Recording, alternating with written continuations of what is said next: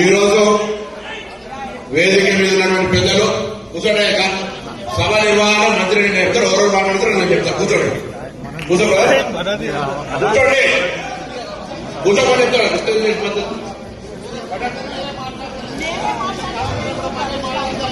సభ ఎప్పుడు అన్ని సమయాల్లో రాజకీయం పనికిరాదు. కూర్చోండి అనే చెప్తా. మంచి చెప్పినప్పుడు నాన్న అలా చూస్తున్నాడు అడగాలి.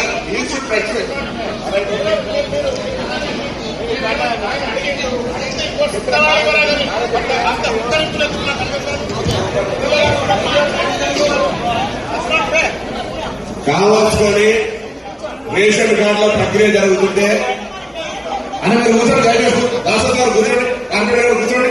జరగండి కూర్చోండి, అందరూ కూర్చోండి.